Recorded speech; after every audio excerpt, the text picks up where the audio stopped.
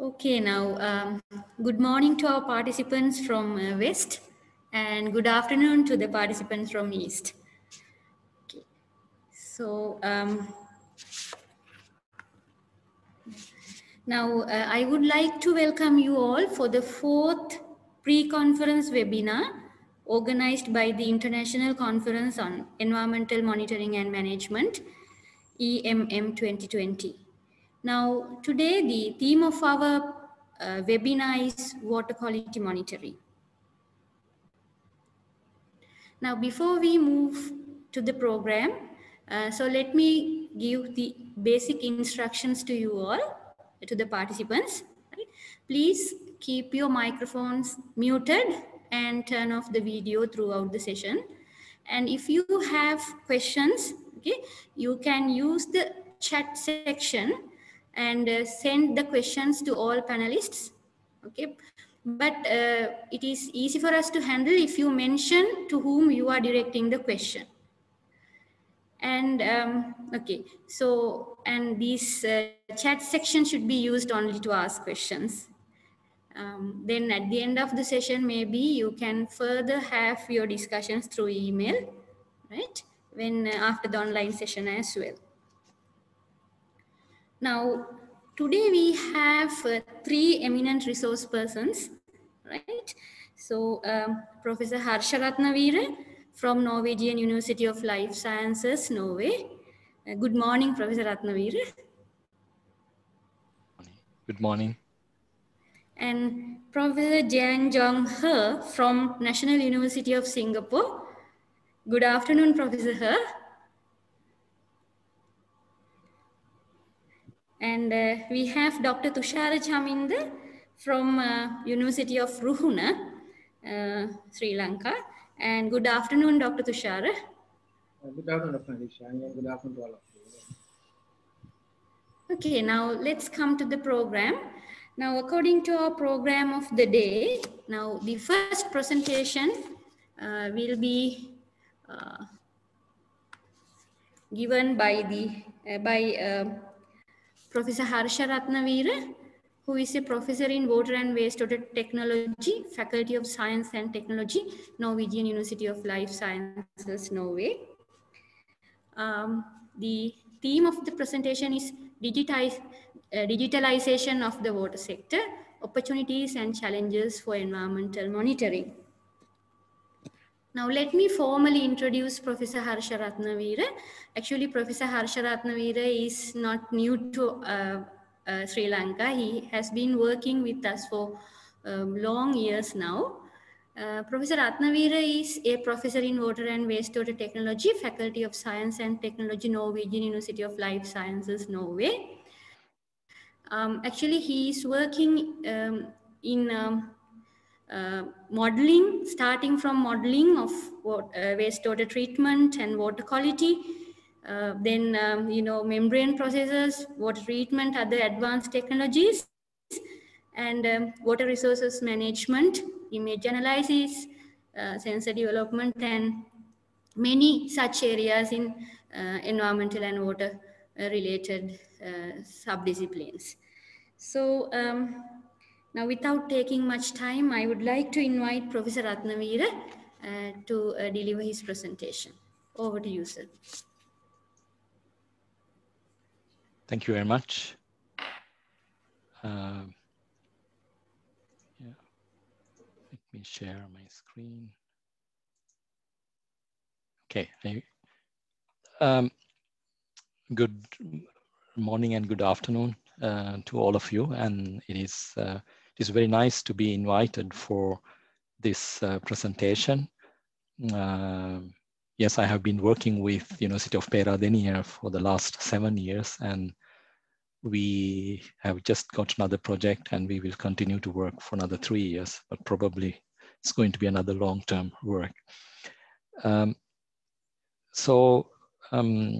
I was asked whether I can talk about the environmental monitoring, or actually water quality monitoring, I asked whether I should start with presenting what has changed. That's mostly about the digitalization of the water sector, because a lot of things have happened in our sector. And today I would like to present how the digitalization has enhanced the water quality monitoring activities. So I will address these 5 issues: digitalization of the water sector, needs and status for environmental monitoring.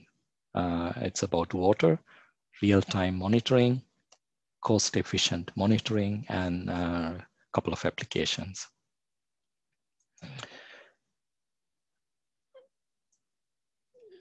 So all of us experience that there's a huge digitalization process is happening around us, whether we like or not. And imagine how often we use the mobile phones now. And 10 years, 20 years ago, we couldn't even believe that we will be using our mobile phones in this way, right?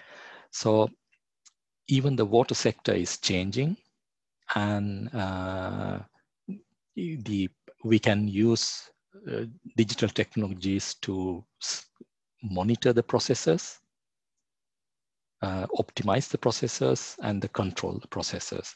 So these are leading to the fully automation of our processes, and we can increase the efficiency, treatment efficiency, and in general process efficiency. And the process control could also lead into economical benefits, so that our processes will be more economical. And how are we going to use this? There is a hidden potential in monitoring and controlling our processes, and we can utilize the digital tools to unveil or utilize this hidden potential, combining our process knowledge and the process control knowledge. There are a lot of online sensors, and they are becoming more and more affordable compared to 10 years or 20 years ago. But the downside is we still don't have sensors for all the parameters which we would like to measure. Sometimes there are sensors, but they are too expensive.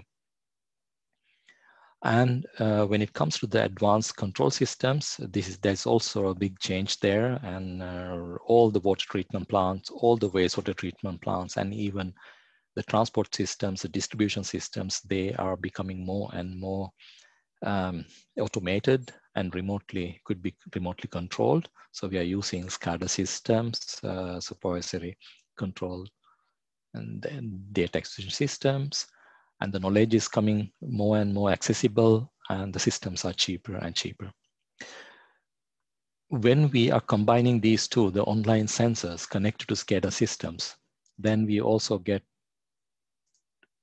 the possibility to have a huge operational database. And when you have so big databases, we can also use them to get a better insight to our process. Like building new models, calibrating them, and identifying the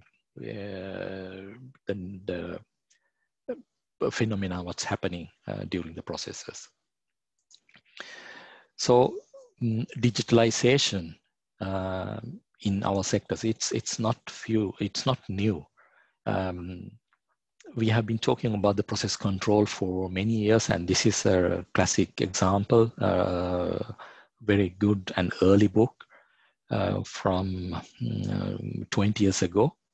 And in the chapter 25 was this book from 1995. There was a description of what's going to happen and how the digitization is going to come to our water sector. It was 35 years ago, Professor Gustav Olsson from Sweden, one of my senior colleagues, and he made this paper or presentation about the state and the art of the sewage treatment plant control. And then even I have started working 25 years ago about the process control. And after that, we can see that a number of good papers and research have been published. So the first forum on digitalization or control automation related to water was held in 1973, organized by the International Water Association. And last year, a digital water group was established at the IWA. And we were supposed to have a digital water conference this year, and this was postponed, and now it was decided to have it at the end of next year. So I hope that some of you will have the possibility to join. So automation in our industry, we can't avoid that, and we will see it everywhere, right? So this is a photo of drinking water treatment plant or a wastewater treatment plant. They look like, you know, what we have seen in the films. This where the aero shuttles, aerospace is going on. But if you go to a simple treatment plant, also now you can see these type of huge screens, and people are working this way. So we can't actually imagine a treatment process without remote surveillance and automation. So there was a survey in 2015 to consider or to estimate what is the value or how much money is used in the SCADA system. So those SCADA stands for Supervisory Control and Data Acquisition, or the simply called Process Control System.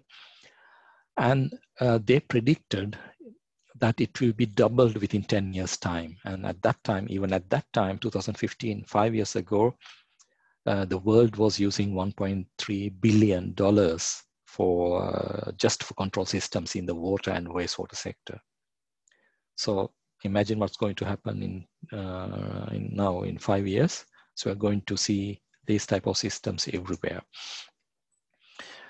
So the fact is, if you look at the water circle,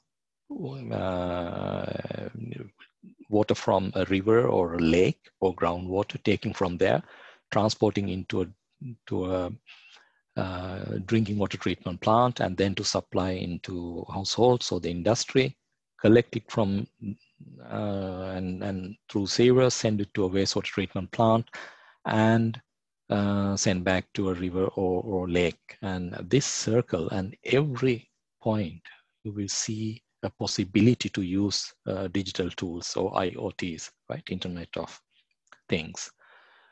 So we are going to, we already have, but it is going to be more and more visible in the future, that we will have smart by design, adaptive, distributed, advanced processes, smart use, doing things with more, doing more with less resources, and also the increased use of recycling, reuse, and recovery of waste and resources in our waste lines, and smart control systems using sensors, analytics, and operational technology and information technology knowledge.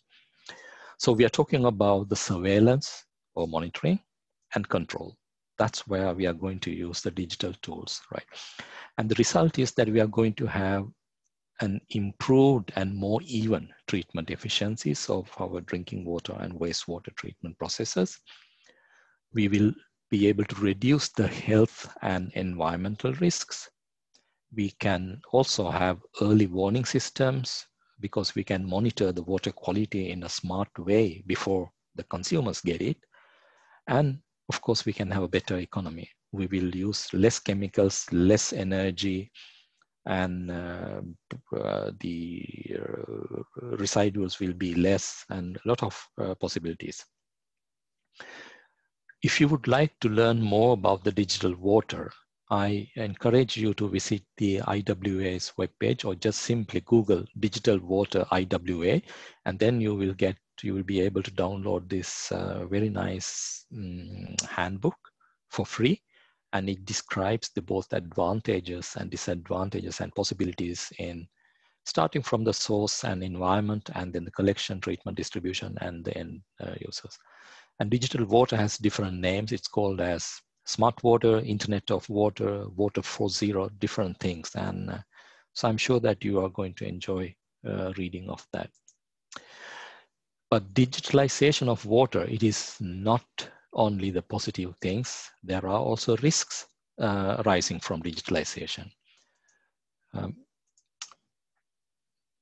One thing for sure is that the more we get these fancy sensors, that we are going to be more and more dependent on them. Risk of technical failures, none of these sensors work 24 hours per day, every day, per week, or 365 days per year. And they don't have the ability to think, right? So sensors, even a pH sensor, simple pH sensor, unless you calibrate it, even if you calibrate it, there might be some errors happening. So if you're, the machines do not have that ability to think and interpret in the simple sense. So that's why they might lead to some critical damages. And easy escalation from a single unit failure to simple collapse, because if you have a full automated system, and for example, depending on the, you should add chemicals to adjust your pH, but if it is not working, the whole downstream process might be collapsed. And there is also a complaint from some of our colleagues, which is a valid question. Do they make our operators less knowledgeable or processes? Because operators, before, they had to think how can they deal with if something is wrong or something has changed. But now they don't have to do it because everything is automated. Increased vulnerability of process stability, increased risk of cascading effects between critical infrastructure, right? The causes are many: system failures, natural phenomena, human errors, malicious actions, cyber attacks. You know, cyber attacks, as there's a history of cyber attacks in the water sector, and we see that they are increasing, more and more increasing. And third-party failures. So, the suppliers of different services, which are also automated, might lead to problems. If you want to read more about this cyber security, cyber attack systems, you can also download this the guidelines, classifications from the European Union's some of the sources. Now, let's look at the monitoring system, and there are needs to daily, weekly, or monthly monitoring. These are the requirements coming from the environmental authorities or the health authorities to report. So what we do is most often that we just take a grab sample. That means that we go to a place and we take a bottle and take a sample and come back and analyze it. It does not make any sense, because that the water sample that you collect at that point does not necessarily mean that you will get the real real value of your sample, right? And often we measure only the outlet only. So the lab here, and now we have the robots, flow injection analysis like this, and then we also have the online sensors. Sampling is critical, but it is less focused, because we are trying to describe the quality of a huge volume of water, like a river or lake or even a drinking water tank, in using very few milliliters. Sorry. So the need is there, as shown here, and issue is how to deal with that. So water quality is a big issue. The water which leads the treatment plant does not necessarily secure that your quality is good enough at the consumer. So this was an incident from last year. 2 people was killed in Norway, where we usually consider that the water is quite good, right? And 62 municipalities had to issue, of 600 municipalities, we had to issue warnings asking people to boil the water. One reason is that although the water is treated perfectly when it is leaving the treatment plant, it does not guarantee the quality is good enough when it comes to you, because the water travels through maybe 5, 10, 15 kilometers. And while it is traveling through these pipes, the pipe could have biofilms, And these pipes are often 50 years or sometimes even 100, 150 years old. And then you can see that there are corrosion, leakages, and old days we also put both drinking water pipes and wastewater pipes in the same ditch. Both pipes are leaking, and when there is a low pressure in the drinking water system, so it will suck the wastewater into the system. So there's no guarantee about the quality. And any of you, if you have opened an old drinking water pipe, you might see that you will be shocked actually to see how the quality, how their pipes looks like. So there should be a way to measure the water quality just before it's going to the consumer. And how can you do that? Right? You can't send people to take samples, and that's why the real-time monitoring comes into the scene as one of the possibilities. So there are different definitions of real-time monitoring. We can put our sensors to the system, to the distribution pipe, and then we usually call it as inline.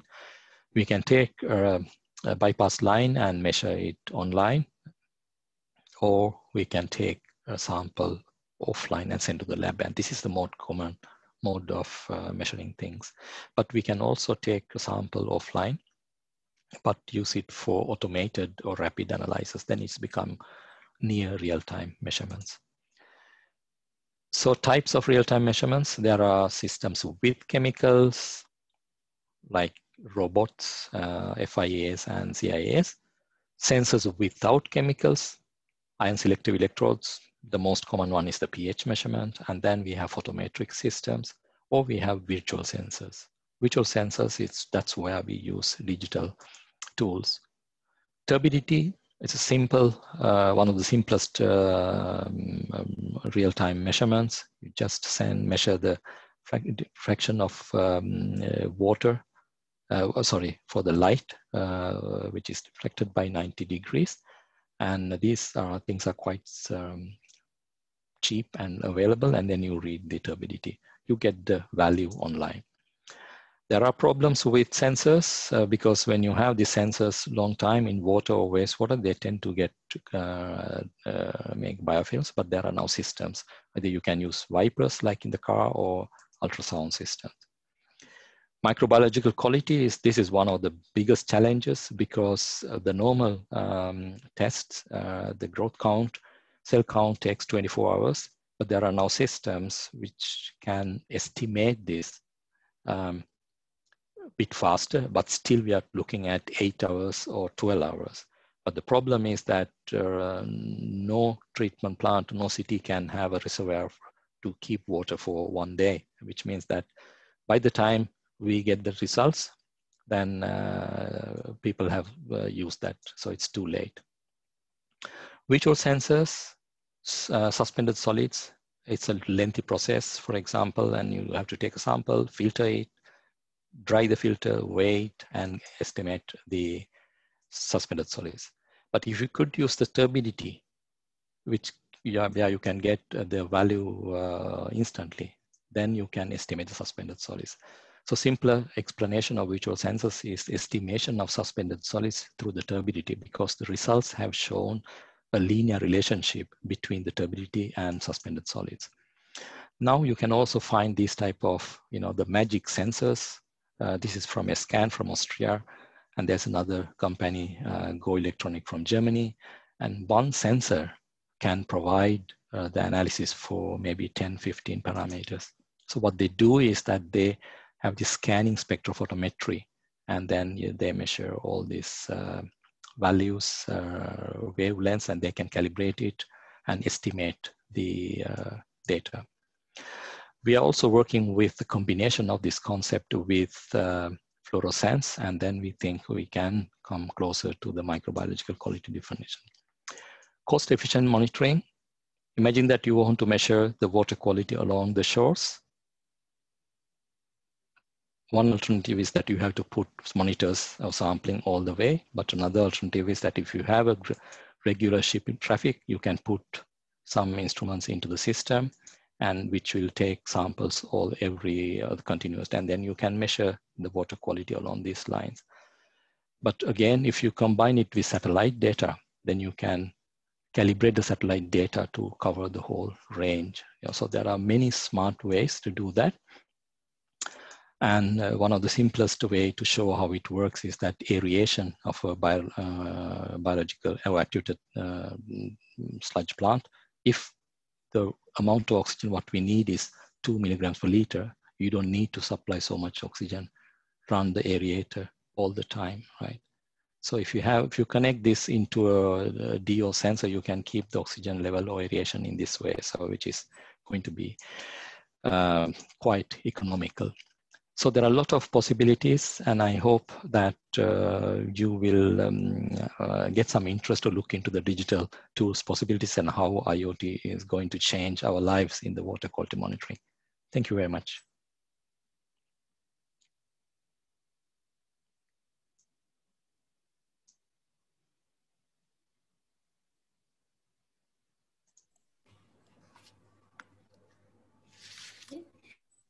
Did I share my screen? Yeah, I will. Thank you, Professor Ratnaweera, for your informative presentation. It is actually very important for practicing engineers on water treatment as well. So participants can ask questions through chat message. Okay, so we will do the discussion at the end of all three presentations.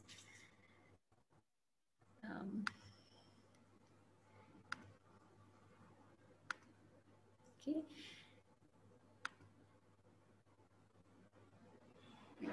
The second presentation will be from Professor Jianzhong He, who is an Associate Professor, Department of Civil and Environmental Engineering, National University of Singapore. And her presentation title is Coastal Water Quality Monitoring from Singleton to Mega-Omics. Let me formally introduce Prof. He before we move to the presentation. So she is an associate professor attached to the Department of Civil and Environmental Engineering, National University of Singapore. Actually, I was in the same department and we have been known to each other for about 15 years for now. Now, she is very active in this microbiology related research, discovering novel microorganisms to transform and detoxify environmental contaminants, and enhancing biodegradation through functional microbes, then biomass to bioenergy. So this type of research she is carrying out for many years now. Now with this, I would like to invite Prof. He to deliver her presentation. Over to you, Prof. He. Thank you, Dr. Dish, for your introduction. So now let me share my screen.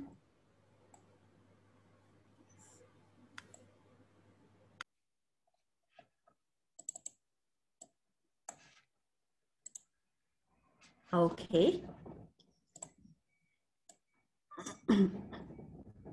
So in my today's talk, I'm going to talk about how to use this high throughput approaches to monitor the water quality. The water quality is a very important topic. I think that every one of you guys has known about the outbreaks from the waterborne disease. For example, it is estimated that every year about 3.5 million death cases worldwide due to this waterborne disease. Especially children are the most vulnerable group to this waterborne disease. So these outbreaks for waterborne disease not only happen in the developing countries. In the developed country, for example, United States, also every year you have this waterborne caused disease issues. For example, in year 2017, close to 7,000 people documented died due to this waterborne disease. And every year it's about 500,000 emergency department visit due to this waterborne disease. So because of this, make the water quality monitoring, especially for the microorganisms, becomes very important. So in Singapore, because we are a very small country, 700 kilometers square, so we take this water quality monitoring a very important topic. You can see that in Singapore, majorly we have two water collection systems. The first one is a wastewater collection system. We use this collected wastewater to do water reclamation, which is called new water. The second route for this water collection is through these water reservoirs. So in Singapore, we have the nationwide 17 larger water reservoirs as shown on the map in here, 17 of them. So for the 17 water reservoirs, we, Singapore spent a lot of effort to monitor the water quality daily and weekly to make sure this water reservoir and also the canal or the rivers leading the water to the reservoir, the water quality meet the requirement, is not being contaminated. So because of all this, it's very important for us to have a systematic approach to detect or monitoring the mechanisms which can cause pollution or falling on drinking water outbreaks. So in order to do this water quality tracking, the traditional method is to use this culture-based fecal indicator bacteria. It's a single phenotype biomarker to do this pathogen or pathogenic microbial community monitoring. How to do this a culture-based fecal indicator bacteria, what people used is this agar-shake. This very traditional method people has been used for many, many years and right now still in use, okay? But the drawback for this method is that when you have this sample, bring them to the lab, you start to grow these potential mechanisms from the agar plate. It will take about overnight or 2 days time for these indicator mechanisms to grow on the plate. So the first drawback is long growth time. The second drawback is that even you see these mechanisms or indicator mechanisms are growing on this agar plate through this selective medium, there is weak correlation of these mechanisms with the human health risks, because these mechanisms we grow on the agar plate are surrogates. Okay, they are not necessary to be the real pathogens present in this water sample. So this is just an indicator method for people to use. And another drawback for this method is that though it can tell you if this sample is being contaminated by these surrogate mechanisms, but it cannot tell the source of this contamination. For example, is this contamination come from human feces or come from this bird's feces or any other source? So you don't know from this fecal indicator bacterial monitoring approach. Because of that, people start to move on to the, we call it microbial source tracking method. This is a quite important method. Actually, worldwide, people start to not being satisfied with this routine surrogate mechanism monitoring approach. So this microbial source tracking, the basis to use this technology is that it can tell you the source of this contamination, because this method is built upon the theory is that the certain fecal mechanisms present in certain gut system of these animals or this bird or this different kind of a contamination source. So put in other words, every gut system is associated with its own signature microbial community. So because of this, we are going to design some of the primary probes which can able to target this species from, for example, human being, domestic animals, the cattle, poultry, or swan, as well as a wildlife, deer, goose, duck, etc. Okay, so once we have the primary probes to specifically target the gut microbial consortia, we are able to tell this contamination comes from what kind of source. So once we know this, we can better to monitor the water quality, to link with the human health, and also we can tell the management party to make decisions. For example, what is the maximum daily load for this discharge system to these rivers, lakes, or water reservoirs? If you discharge exceeding this loading, it will cause these water quality problems, which means that it will exceeding the natural attenuation speed for these contaminants. And also, after we know the source of it, we know, for example, maybe this wildlife causes serious contamination. We can tell people, or can we limit the activities for this, for example, the parks, as well as human being activities, etc. So with this demand for us to want to know this microbial source tracking. So what is the method available right now for this microbial source tracking? Actually, the available method can be the single genotype biomarker, which means that one time of the experiment, you can detect one particular of these gut-associated mechanisms.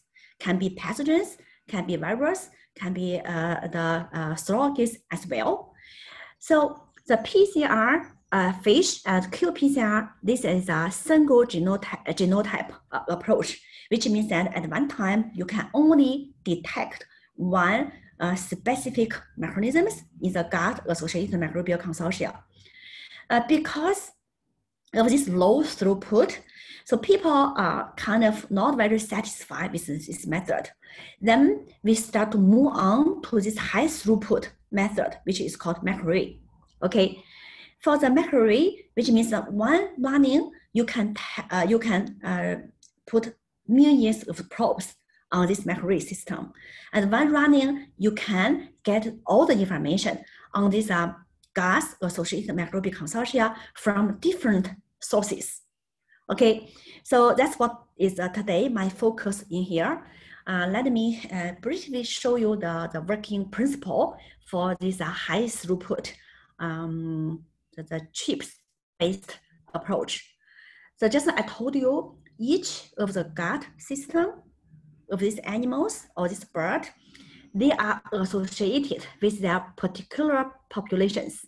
Okay, so because of that, we are able to use this high throughput MacRarray chips to put the probes, which are linked,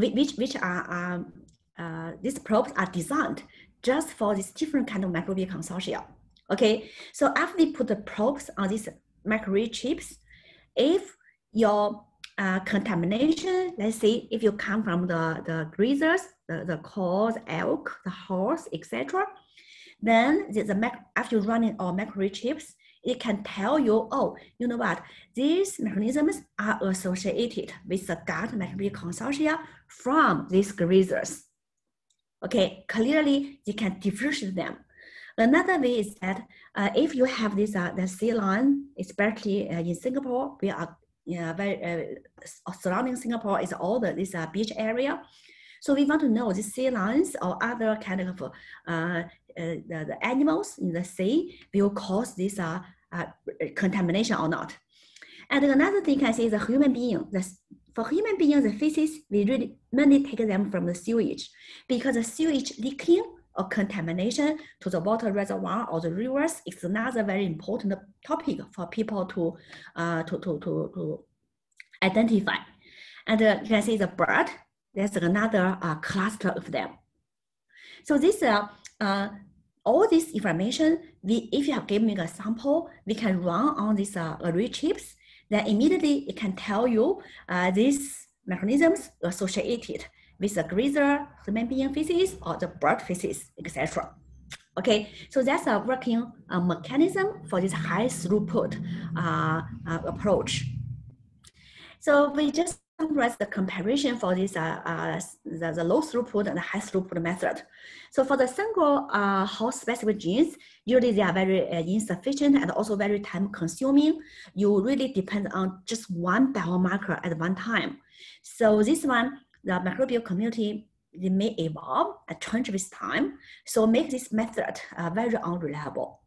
Well, these multiple host specific genes, as I said, for one of the particular operating frame or this microbial community sequence, we have a series of probes in there. Even you have mutation at one site, but we have another 10 probes still in there to make sure the data come out is reliable and also is a high throughput.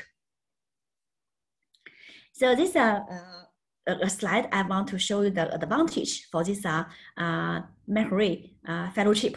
Actually, this PhyloChip was invented by Professor Gary Edison in Lawrence Berkeley National Lab, and was very lucky to have collaboration with him in the past 2 years' time, because we want to bring this technology to Singapore for the water quality monitoring.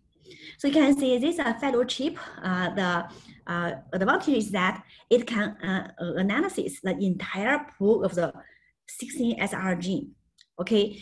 And also it can allow you to detect the low abundance taxa, which means that if this microbial pathogen in the microbial whole community, its quantity, its number is low, we are still able to capture it.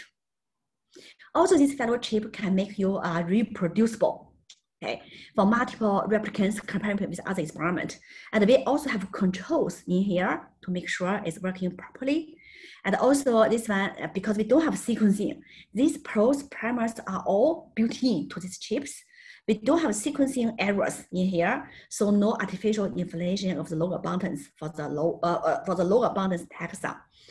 So once you, maybe in the chips, you have some of the probes that up strongly, you want to further investigate who are they, you can pull out these probes for this qPCR or qPCR analysis. Okay, so that's an advantage for this PhyloChip. So now we want to use this PhyloChip to apply to Singapore's sample come from the recreational activities, aquaculture, because Singapore close to the sea, we have so many of these aquaculture in Singapore, as well as agriculture areas and high density population area. So we went to this water reservoir close to, for example, I'm going to show you Kranji. This is an agriculture area. Singapore, though we don't have much of the agriculture area, this is the only place we do this some crops growing in there. And also we have other this Zhurong area, this industry area as well. We choose a few Ulonpada with water treatment plant, a few areas sample, including the water reservoir, the rivers, the canals sample, as well as a sewage sample from our local environment. So after we get these samples, we do some preparation in the lab as routine. So I'm not going to go through the details, just filter the sample because we want to capture the mechanisms out. Then we extract the DNA, do the 16SR gene amplification. We want to know the microbial community. Then we apply this sample to the PhyloChip, the 16SR gene-based PhyloChip. After that, we should know this contamination comes from which source.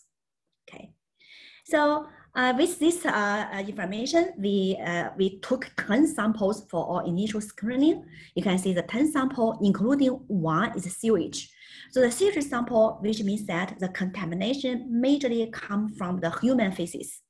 Okay, so you can see the similarity about this microbial community. The 9 of them actually come from Singapore's water reservoirs or the canals, the rivers linking the water to the reservoir. You can see these are water reservoir and the canal. The microbial community, they are more close to each other, while the human feces standing very distantly from the reservoir samples. Okay, so this one tells us that if this pathogen comes from a human being, we should be able to differentiate it very quickly. So For this method, you may ask me a question, is this a very reliable method or not? I just want to show you why I'm saying this method is very reliable comparing with a single genotype method. Because each of the taxonomic designation comprises a defined grouping of responsible probes. Now I'm just taking this one out because it's an entire microbial community from the Zhuzhong Lake. I just take this proteobacteria. I want to show you why my result is very reliable. You can see in this example, the member of the under this proteobacteria were identified by about 45,000 probes. That's a lot of probes in there, which means that we really have duplicates and also overlappings among these different sequencing region for the microbial communities. So based on this, you can tell that these PhyloChip analyzed results for all microbial community is very reliable. So as we have confidence on these results, what we did next is that we have this watershed sample, 9 samples, and a sewage sample from Singapore. See, this letter is too small. I just want to show you watershed sample is in here, the green color, and this sewage sample from Singapore is this blue color. For the rest of the sample actually come from the United States. So what we did here is that we have, after we did the microarray chips, we start to analyze our data based on the model built by UC Berkeley. The model was built through this algorithm method. They fit this database using all these different kind of feces from the local animals or birds. Okay, so you can see that when they use the Berkeley database to analyze the Singapore sample, the very interesting result in here is that you can see the watershed sample, though it's close to the bird contaminated feces, it's close to them, but all samples all standing together outside of the bird samples from the United States. Similarly, for our sewage sample, the sewage sample from Singapore, they also close to the sewage sample from United States, but they are not spread out. They cluster together at one end. So this tells us that when we use the database from UC Berkeley to analyze our PhyloChip results, we can just roughly, briefly group them to which category, but we cannot get very precise information. For the watershed sample really come from the bird, which bird, it cannot tell us details. It just can tell us possibly it's a bird contamination. Okay, so because of this, we are not very satisfied with the database from UC Berkeley. So we did a further analysis on sewage sample compared with the United States sample. Again, when we do a further analysis on the microbial community, this is a sample from Singapore. They are clustered as a subgroup comparing with the samples from the United States. Okay, so because of that, we feel that it is really necessary for our Singapore side to further train this model, we call the Bayesian model, further to train this model using our own feces sample from a different source. Here, just to give you an example, source 1, 2, 3. So we introduce our own source to train this model or to broaden this database.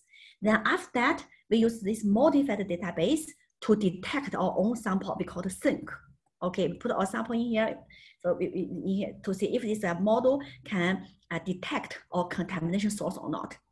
So briefly, right now we have done the sewage sample to feed into this Bayesian model to rerun this algorithm to make this model database updated using Singapore local sewage sample.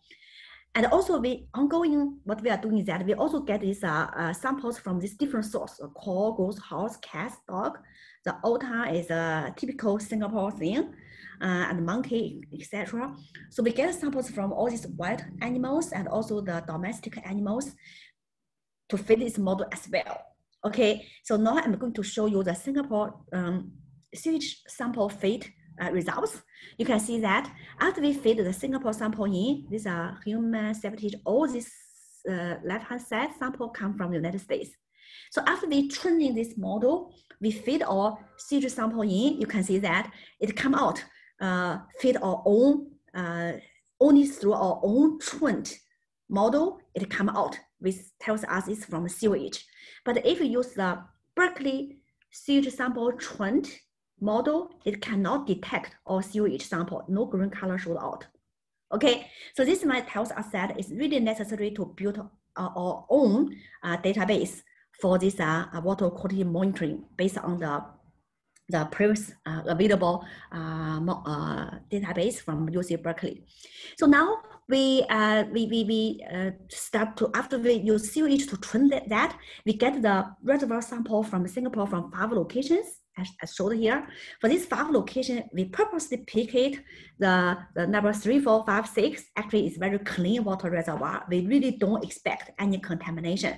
You can see that all this contamination level is below the threshold, the green, the blue color.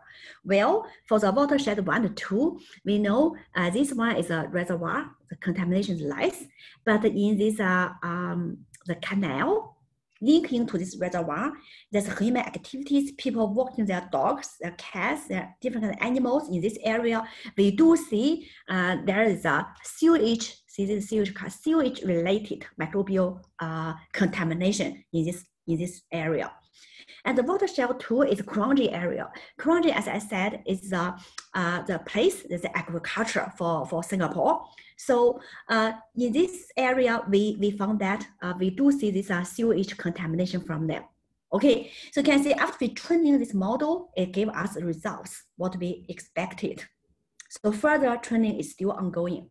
So this is a sample from Hawaii, just my collaborators' results. So you can see when you use this PhyloChip to monitor the water quality, September, October, March, don't have any problem. In April, there are 3 days activity, the jazz activity concert in this beach area happening. So immediately people found this cesspool contamination, which means that this method is very sensitive. If you don't know the contamination source, you just suspect this place has been contaminated, you want to trace back to the source, this PhyloChip is a very capable method to do that. So after that, as I said, because different database give different results, it's really necessary if you want to use this PhyloChip to Sri Lanka or to other countries, you should have your own database to do that. Okay, I'm not going to the details how to do that, just want to tell you this information. And also, since, for example, we use this one of the microbial community sequence. For this sequence, we call it OTU, Operating Taxonomy Unit. For this unit, we have a series of probes in there. So you can use Singapore sample to detect which probes showed higher positive response. If showed higher positive response, you keep those probes. If lower response, you just forget about it. So in this way, you can just make the probes can customize the probes for yourself usage, because the comprehensive one is a large database. Sometimes you feel that many data is useless to me, you can knock them out. Just keep the one showed up in your local data. So to summarize my talk, you can see that the traditional method is unreliable in predicting the source. So the microbial source tracking method is really a very efficient approach to discriminate the real contamination source. And also in Singapore water reservoir, you can see there's a very rare fecal contamination, but the catchment close to the human activities or the industrial agriculture showed a high risk. And also the contamination property may vary depending on the algorithm. That's why you should have your local own trained database to do this fitting. And also this PhyloChip array allow for the you to make this customized your own PhyloChip. Very importantly, this source tracking can benefit the water management, because only after you knowing the source of it, you can do a better can tell people, should I limit the discharge of this water to this area, or just limit the activities from different kind of the industrial or the commercial side. Okay, that's all for my talk. Thank you very much for your time.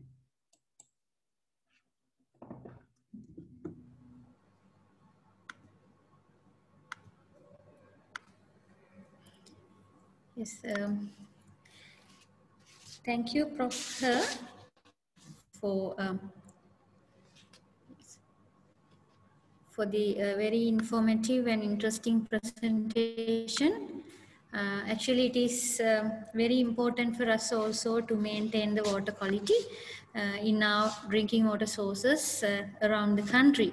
So we'll discuss more on this actually during our discussion time. You all can send questions to us through a chat message. Okay.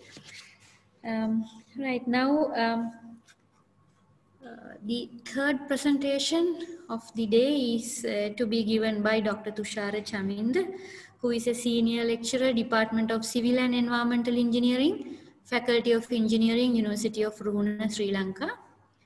Now, his presentation is on concurrence of PPCPs and antibiotic resistant bacteria, ARB, in urban waters of Sri Lanka.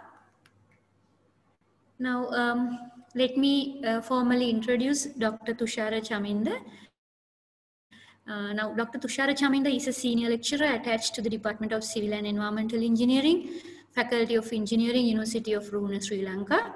Now, actually, he was graduated from Peradeniya years back, and his areas of expertise includes sustainable water resource management, reclaimed water usage, and he is actually very much active in this micropollutant in urban waters and water quality modeling, and even in air quality.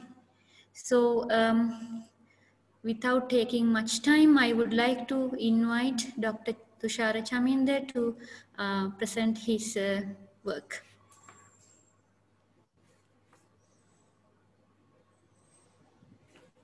Okay, thank you, Dr. Adishani, and for your nice introduction.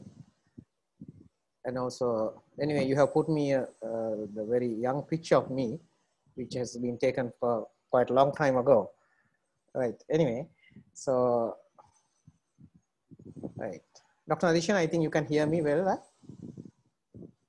Yes, we can hear you well. Okay, okay. So as introduction, so my topic today is the occurrence or concurrence of pharmaceutical and personal care products and antibiotic resistant bacteria in urban waters of Sri Lanka. Okay.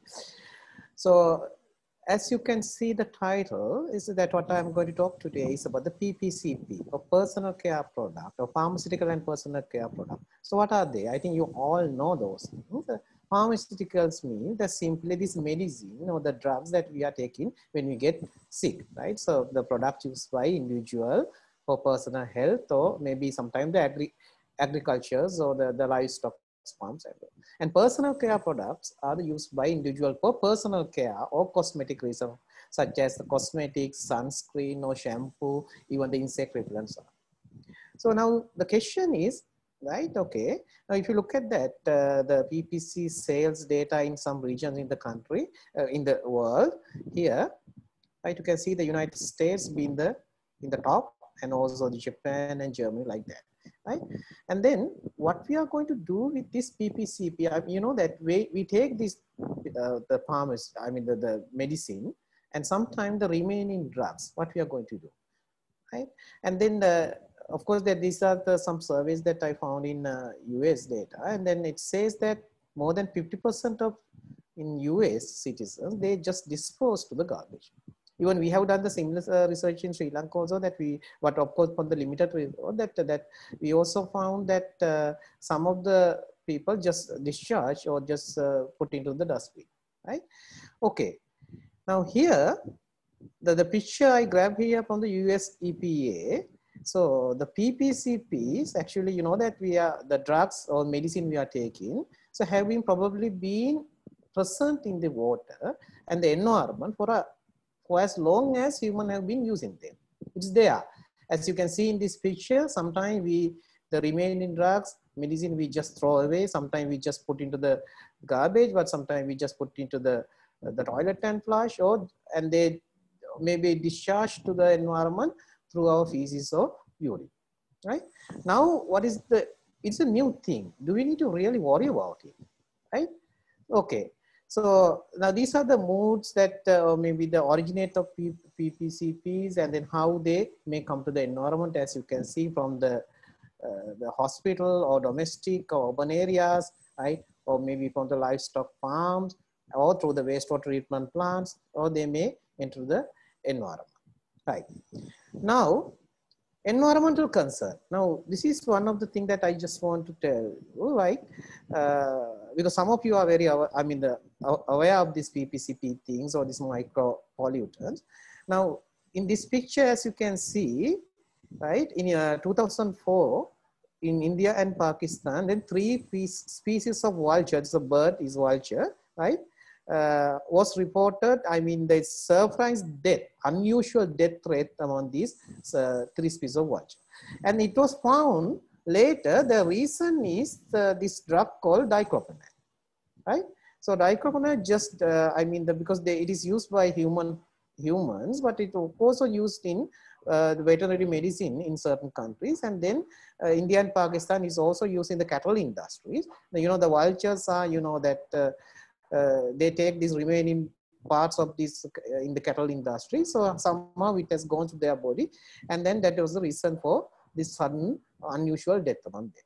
So that means there are some environmental concern as well, right? So when we talk about now I'm going to talk about the water environment. So the pharmaceutical and personal care products are currently, you know, the gaining increased attention as a class of emerging environmental the contaminants in the worldwide, right? So they have a specific mode of action and they are very biologically active. And so therefore, some of the, you know, that there can be disturbance to the ecosystem as well, right? And however, so to the day that many studies have been done in the world, and it was found the pharmaceuticals and personal care products are available in the environment at very minor level, I mean nanogram level, or up to the maximum is the microgram level, right? However, right, the problem is even they are in the minor level, so their potential ecotoxicological and human toxicological concerns are there, right? And especially, you know, they are in the environment in nanogram level. However, their additive effects have still not been considered, right? So several reasons I can tell you. Now, one thing is their persistence. So they are not easily removed by conventional water treatment plant, right? And of course, there are concerns about their bioaccumulation. Although they are available in an aquatic environment at very low concentration, nanogram to microgram level. So, but their metabolites and are also biologically active and can impact to some of the aquatic organisms such as fish. And on the other hand, their toxicity, right? As I told you, their cumulative effect, the toxicity implications are also the question that we have to think, right? And the major concern in these days, the most significant fact about this is, you know, the antibiotic, because there are some, you know, that the antibiotic resistance that may occur when we just, the discharge or when they go to the environment, because some of the bacteria, right?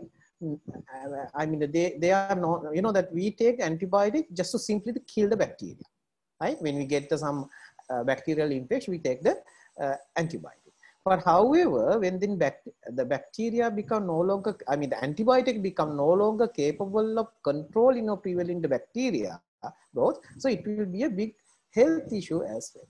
So what may happen here in this bacteria exposed to the antibiotics, right? And then this within their body, this antibiotic resistant genes may develop, right? So therefore, if this may happen, right? And then we can call that, sometimes the scientists call them superbugs. That means you cannot kill them easily by the commercially available antibiotics, right? So these kind of things have already reported in some parts of the world. Okay, so this is the, you know, this global occurrence and occurrence of PPCPs in the world, you can see in the red color and this yellow color. So that red and brown mean that many the pharmaceuticals were found. But if you come to Sri Lanka and some of the countries, that we cannot find the data because we have not done similar studies in the country yet, because there are so many technical problems, and also then it is very expensive and we don't have facilities to do that, right? So it is very difficult to, that do this kind of studies in Sri Lanka with these limited facilities. Right?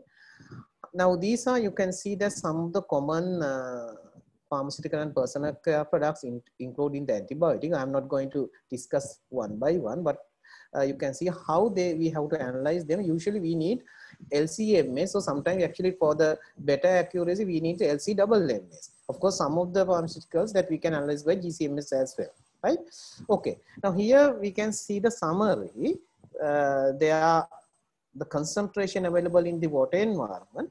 As you can see, even in the surface water, they are available in the microgram level, right?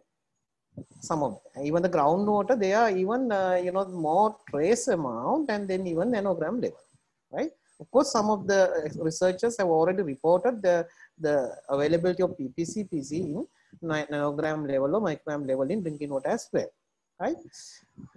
But so far, there's no standard currently exists for PPCP compound.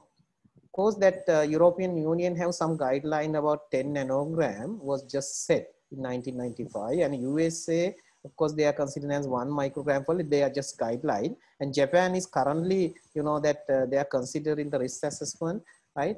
And then maybe the soon guidelines is expected to be released from human pharmaceutical for the human pharmaceuticals in Japan, right? So now I'm going to talk about the Sri Lankan situation. So with this background, so we try to analyze the occurrence of the PPCPs in urban waters in Sri Lanka. For that, we collected several samples from the groundwater as well as the surface water and the wastewater treatment plant influent and effluent. Then most of these, our studies were focused on in southern area, mainly gold. So yeah, this is the methodology that what we followed, but I'm not going to discuss. It is a tedious process, right? If you have question only, I can answer that. Right, so I'm not going to discuss, but what we did here is we collect the sample in Sri Lanka and we did the pre-concentration, pre-treatment, and then we sent for the final analysis. This all the final analysis, so the LCMS analysis was done in Japan. So we sent all the samples to Japan after pre-treatment, and then the last analysis was done in Japan in Tokyo, right? Okay. So this is our result. So what we found here, so we analyzed for 82 pharmaceutical and personal care product, and then out of that we somehow detected around 43 parameters, right? 43 parameters. And also very recently I found there's a one published journal paper in 2019, one Sri Lankan and foreign collaborative group, and they also have detected around 41 PPCP parameters in Sri Lankan waters, right?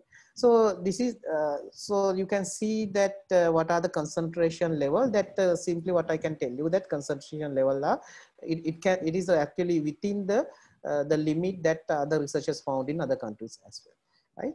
So that is what I could, but somehow that this recently published data in Sri Lanka, this new paper in 2019, that they have now you can see even with the wastewater effluent, the levels are in nanogram level, right? Very trace amount as far as that you can see from this data, but that other group has found, some of the PPCPs, or as example, some amoxicillin, and not amoxicillin, some antibiotics close to microgram level, right? But they are not from the surface water, but they are from this, that ornamental fish farming or this aquaculture industries.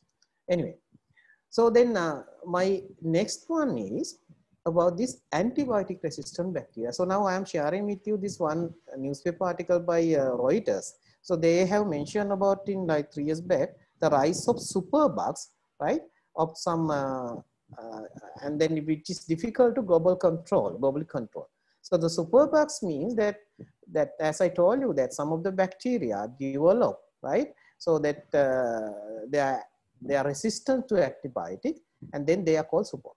So this kind of situation may occur. So maybe it is very difficult for us to control if we are infected with the bacteria, right? So that is what this Reuters news says. And here you can see, right? This map shows that some prediction, right, that attribute us to the antibiotic resistance every year by 2050.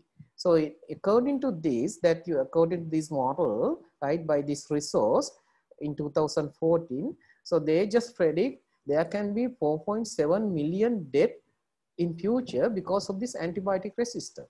Because you know that any bacteria infected your body, said that we have to take the antibiotic drugs to control it. But if they are resisting, so then it is not easy to control, right? So that is the situation, and it is also believed like this antibiotics will increase by 67% compared to 2010 value in 2030. Right? These are some of the information. So therefore, now here that what already I have explained and what happened here, right? In this bacteria in the environmental, you know, that's the subject to antibiotics due to the direct disposal of wastewater or runoff, or maybe from the agriculture area. So this some of the remaining antibiotics, right? So exposed, they discharge the environment, and then this bacteria are being exposed to them, right? Of course, that many bacteria are killed by these antibiotics, right? Now, as example, when we take the antibiotics in our body, that they kill, right? They die because of this antibiotic, and it may happen in the environment as well, right? Even they are in nanogram level, microgram level. So many bacteria may die, but somehow some of the bacteria may survive and develop antibiotic resistant gene, right? Some of them. And then the thing is that these bacteria, antibiotic resistant bacteria, slowly develop and they may spread this resistance to other bacteria as well, right? So they spread their ability to, right, the resistant bacteria to other bacteria as well. So now this is the problem. So then, now here that some of our publication in very recent years in 2019 and 2020, so we had some collaborative research with Japan and India. So there that we try to understand the situation in both countries. So especially that treatment enhance of prevailing antibiotic resistant bacteria from the wastewater treatment plant, as well as the tropical rivers in both Sri Lanka and India. And also that you can see this our very recent article that seasonally impairs the antibiotic resistance in K.G.N River in Sri Lanka. So I'm just going to summarize that what we found in these three papers. Anyway, so this is our method. Very simply, I'm not going to explain and discuss detail because of the limited time. So what we did was that for this, we identify this E. coli as a good indicator bacteria that we are using for this drinking water. So we take the E. coli. So we isolate the E. coli, and then we did the E. coli cultivation, right? From this, after the cultivation, then we measure the antibiotic resistivity. For that actually we use what we call this KBDs, right? As you can see here, just like simply the tablet, right? And then that is the method that we use. And then based on this, the diameter, right? Because you can see that this is diameter means, right? That means that within this area, all these bacteria are being killed by the antibiotic. Now, if you look at here, in this case, you cannot see such zone. That means the bacteria are not being killed by this. So that means the bacteria are resistant to this antibiotic. Right? This is a very simple method. Of course, I am not going to explain in detail. And then we can find the resistance ratio. Number of resistant colonies divided by the number of isolated colonies. Right? This is the standard method. Right? Okay, so we collected the sample from southern province as well as the western province, from the surface waters and wastewater treatment plant, both the hospital and municipal, as well as the K.G.N River and K.G.N River in Galle, as well as some of the municipal wastewater treatment plant. So I just want to share the results, right? Now here you can see, so this as example, if you look at here in this y-axis, what you can see is the ratio. Now 1 is the maximum. If it comes to the 1 means 100% resistant to particular antibiotic, right? So here we check for the 6 antibiotic, right? So you can see the tetracycline as well as this sulfonylurea, right? Such a antibiotic, 6 antibiotic. Now here, if you look at this last one, so one of the canal goal, you can see this last two, the tetracycline and the sulfonylurea having close to 1, almost 1. That means they are resisting 100% to these two, right, in this canal. You can see here, right? So no zones, no inhibition zones were developed, right? No inhibition zones were developed means these bacteria kits, now this tablet cannot kill any bacteria here, right? You can see that is the simply what we can get from this, right? And this is the surface water here in the Kalni River that we collected. Kalni River is of course that one of the most economically important river in Sri Lanka, since it is bisect the Colombo city. So we collected 4 water samples from Kalni River, and they are also that we measure here, and also that what we found, this all antibiotic, that tetracycline and this sulfamethoxamol, so they are more resistant compared to new antibiotic. The reason can be, that they are available in the environment for a long time, so bacteria are exposed to them and get used to them. So then antibiotic resistant genes are already been developed, right? So that can be the our understanding here, right? Okay, and then yes, now here you can see this is about in Vellavatta Canal, right? Now I'm going to discuss about this wastewater treatment plant, right? So we collected wastewater treatment plant from the domestic wastewater as well as the hospital wastewater, right? Now, okay, so I will go to this hospital wastewater. So from the discharge point from the hospital wastewater, from the different point like 20 meter, 30 meter, 50 and 100 meters that we collect the sample. Now here you can see the most of the cases, they are very close to 1, right? And especially this point, that means after that 20 meter from the discharge point, we found that location is the most critical, because we found all these 100% resistivity of these bacteria for these 6 antibiotics that we checked, right? This is one of the critical observations that we made, right? And also you have to understand here that this is because we are just measuring the E. coli. So E. coli is drastically reduced, but E. coli also developed later, right? So no inhibition zone for all these antibiotics for this position. That means at that location, almost all the antibiotics, of course we only check for 6 antibiotics, are resistance, right? Are showing the resistance for, they're showing the resistivity, right? Okay, and this is the wastewater effluent and influent. Now we collected this municipal wastewater from 2 treatment plant in Colombo. Now here, look at this. Of course, obviously you can see this 2 treatment plant. This is E. coli concentration, right?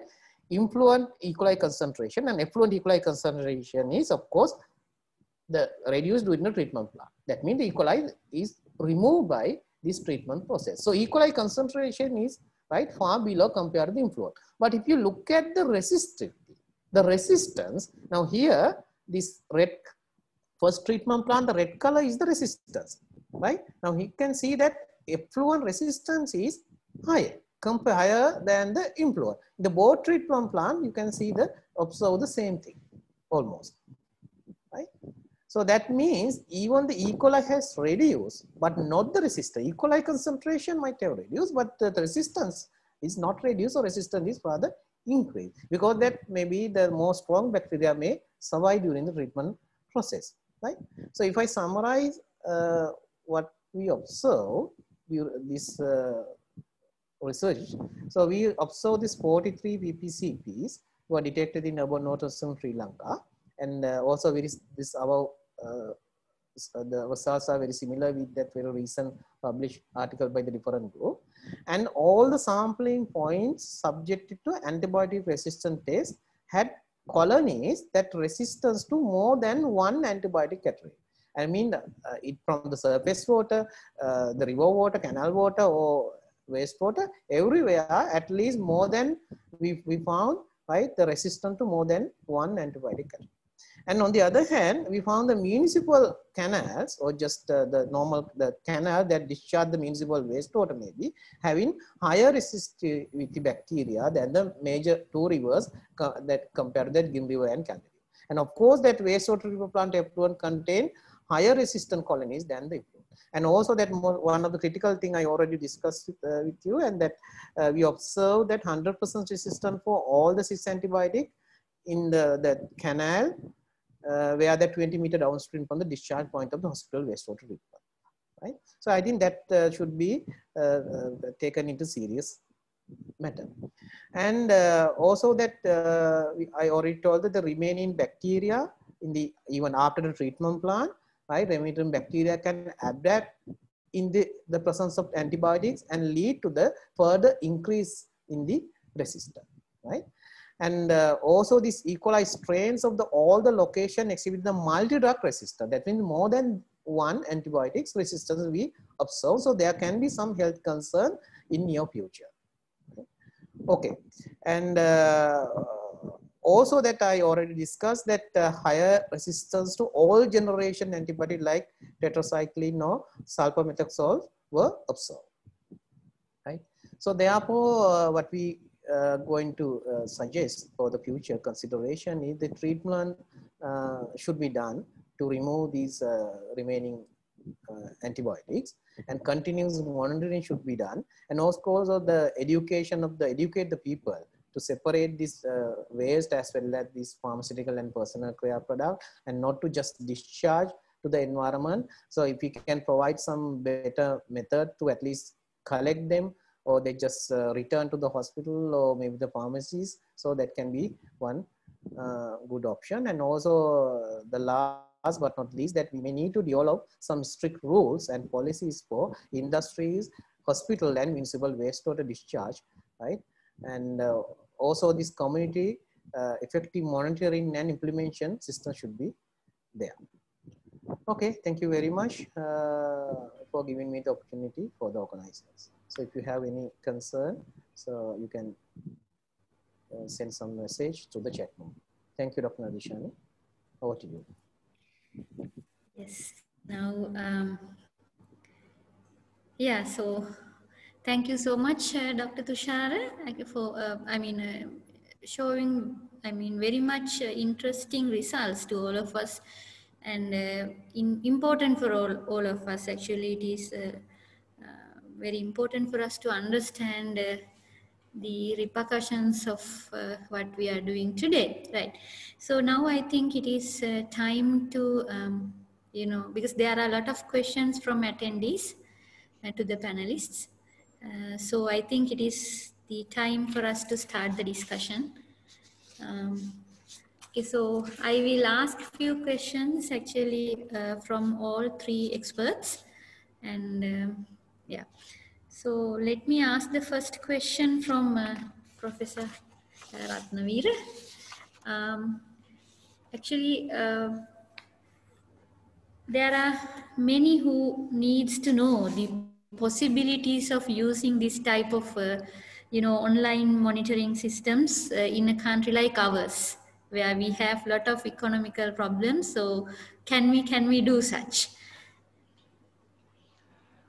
And actually, if I extend a question, they wanted to know whether we can solve this CKDU, that the kidney disease which we are facing through this type of monitoring schemes. Okay, I think certainly Sri Lanka has the capacity and capability of having some online monitoring, not necessarily the advanced monitoring systems, but you have to start somewhere, right? With regards to the CKDU issue, is that I don't know much about CKDU, but it's not the symptom we can monitor, but the elements or the parameters which can cause the danger, right? So if you say that it's caused by some heavy metals, arsenic and and several others, you can do that.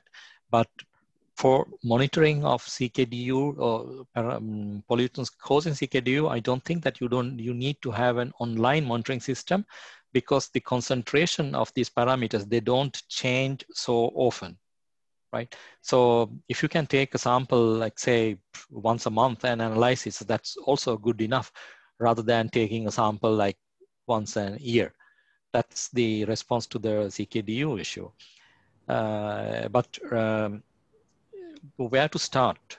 Like now the price of online sensors have drastically gone down, right? It's in the, for some of the parameters, they are in the same range as the laboratory sensors, say a conductivity sensor or a pH sensor or dissolved oxygen sensor. So we are talking about the same price as a laboratory sensors, right? And then it's only just a matter of coupling or connecting these sensors into a system where you can communicate data to a computer through, let's say, SIM card or whatever. So there are also, so communication facilities in Sri Lanka is quite cheap and very good. Connecting, I mean, put some sensors in the Candy Lake, or as in Ruhuna or river or where you can, and send the signals to a university faculty and then put it into a screen. You know, then people will see it. People see that how easy to do that. It's not expensive. But one of the challenges is that you have to make sure that your sensors are secure, because people might take it not because they'll go and use it, but just because for the curiosity. It happens also in Norway, right? So we have to secure that. That's one of the challenges, but not the technical challenges or financial challenges. I think we can manage somehow. There are projects, and you will find funding for that. Yes, thank you, Professor Ratnaweera. Yeah, actually, I can remember there was a proposal for that Candy Lake to have some screens and all. Yeah. I remember I even proposed to have one screen in the Dalada Maligawa, so get them also involved. But and in front of the faculty for Mahavel River, yes, that was proposed. Yeah. Let's see whether we can proceed with those proposals. Now, actually, Prof, in Sri Lanka, we are facing a lot of issues by monkeys. You know, in some certain areas, there are many monkeys, and one of our participants who is a vet, okay, is interested about your presentation and technologies you are discussing. So now to determine the water contamination by monkeys, okay, so if we try to implement such here, I mean a probe which you were discussing about, what would be the cost, or whether we can think of maybe, if I add, maybe can we develop such? Actually, yeah, this is a very good question. If you just care about these monkeys, we can just give you the sequence for the probes related to the gas microbial community for the monkeys. You can just synthesize the probes in Sri Lanka. You don't need to purchase from overseas, so the cost can be dropped down a lot. Yeah, so I don't think the probes are not very expensive right now. So if you have these probes, and also you maybe it depends on how complicated in Sri Lanka the monkey gas microbial consortia. If we can summarize a few sets of these probes, actually you don't need this high throughput.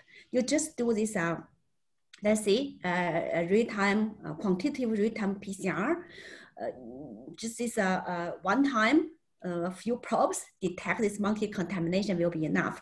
But this one, as in my presentation I mentioned, for example, if the monkeys got microbial consortia in Sri Lanka very different from Singapore, then we have to do the sequencing for the gas microbial consortia that build up this database for you, then design the probe for you.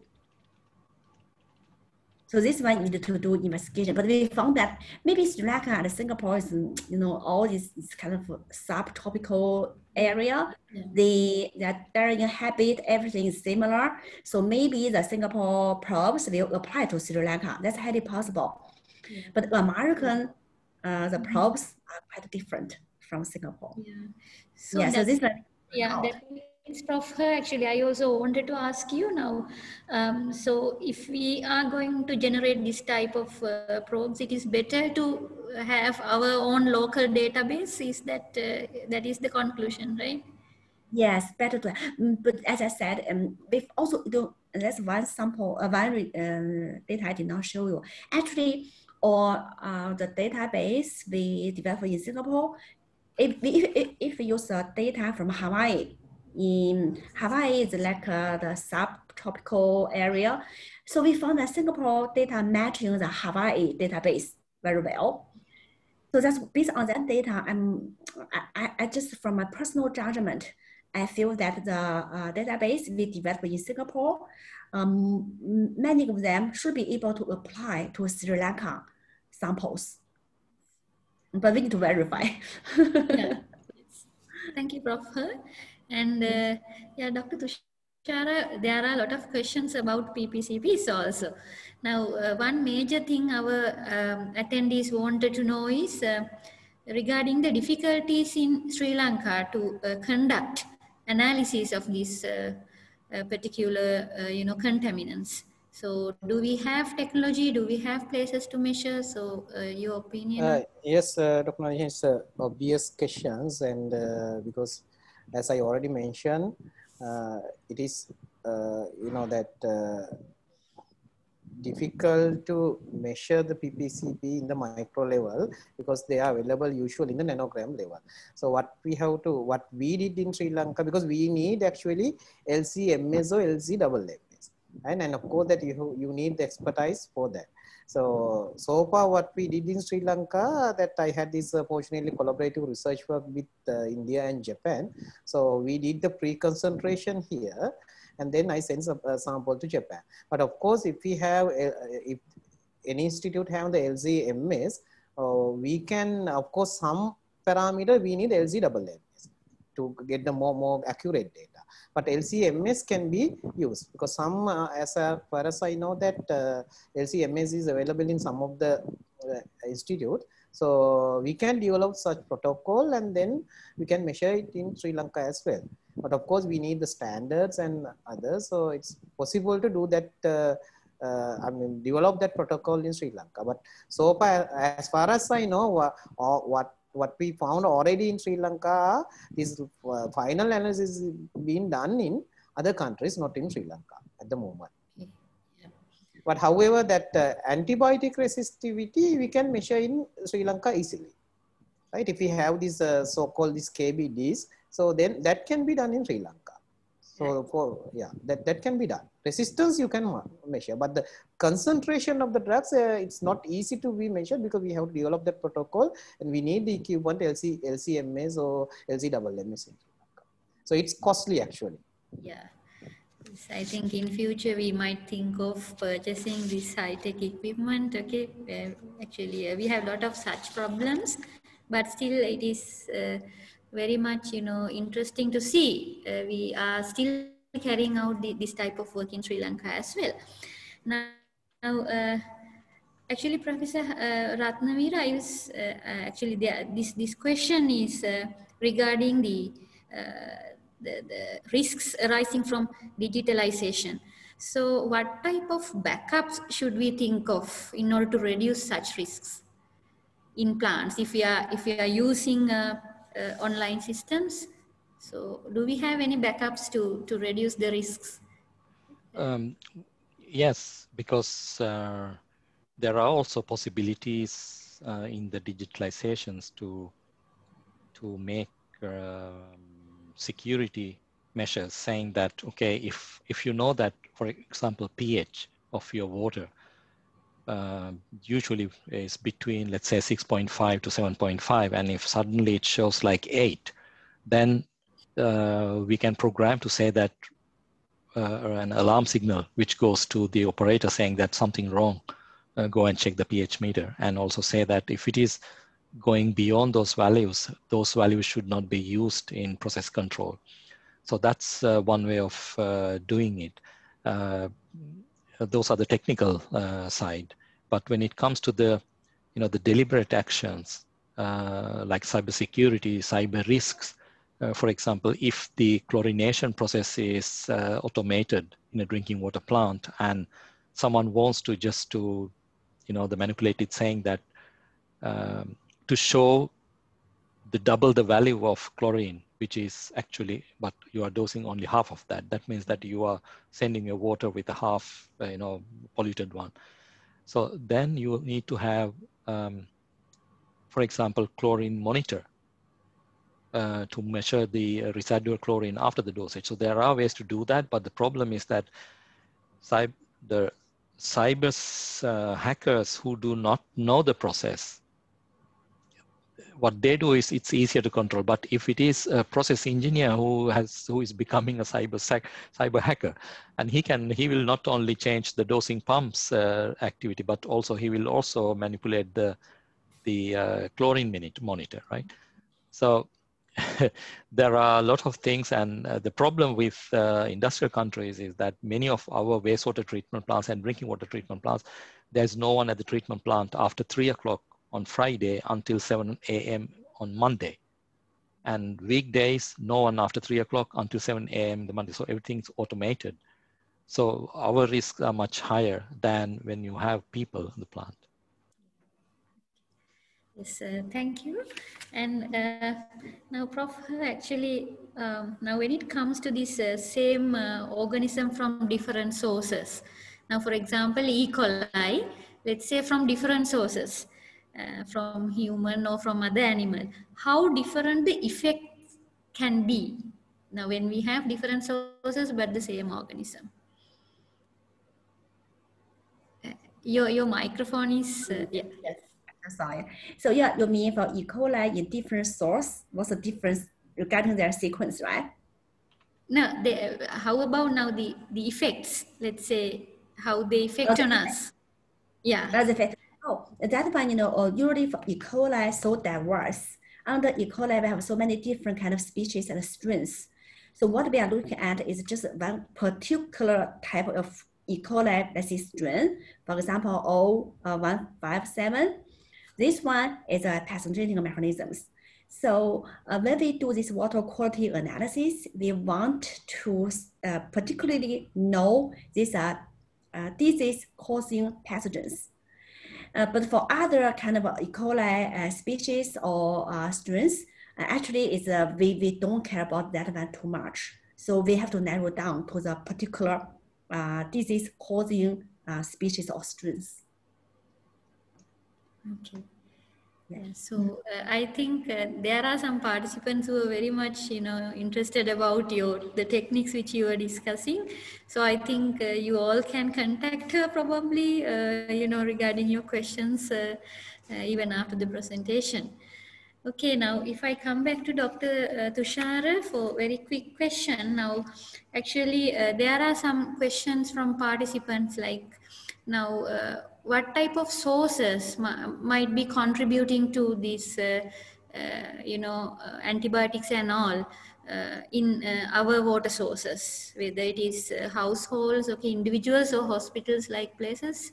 Yeah, in Sri Lanka, actually, as I already mentioned, that we have done samples from the different urban waters. There is a canal waters and also two key rivers, Yin River and Kalni River, as well as the domestic and hospital wastewater. So everywhere we found these multi-drugs resistant bacteria, everywhere. So that means that it contribution, we cannot say it is just put the blame to the hospital only. So there is the domestic wastewater discharge. That means, and as well as everywhere. Now, one thing I also found that I also forgot to tell you about this leachate as well, right? And we also found in Gaul area, now there are people, just put them into the garbage, then remaining antibiotics being put into the garbage, and it goes to solid waste dumping yard. And ultimately it goes to the leachate, and leachate may collect the groundwater, or maybe it goes to the surface as well. So then, so it is not only individual, I mean the hospital, industries, municipal, but also individuals as well. So they, I think you can also ask from Professor Ratnaweera as well how they are doing in Norway and other European countries, and that regarding these remaining antibiotics, right? So that there should be some way to collect them and manage well.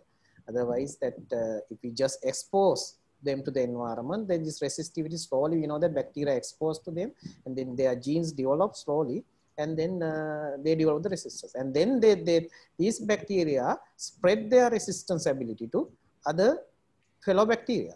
So this is what, so that anyway, the hospital are of course the key component that we cannot forget. That is the why I told you that one point that we found 100% resistance to all bacteria, which 100% resistance. Of course, we check only for the 6th antibiotic. There are many antibiotics in the world and many antibiotics in the country, but we found 100%. So that is there is some sign that we have to consider in future. Yeah, thank you.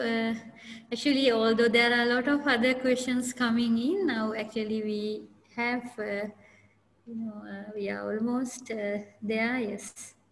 So because of the time, I think we have to now consider winding up. I think all of our attendees, okay, had a very fruitful session, webinar today. And so let me thank the resource persons, okay, for giving us a memorable day and sharing your experience with all of us. And I think the attendees, participants, you all can contact them, okay, even after the presentation, right? So the recording also will be available to you, through the website of the conference website. So also I would like to thank all the participants and the organizers of EMM 2020 for arranging this session. Thank you and have a good time. Thank you. Thank you very much. Thank you, Dr.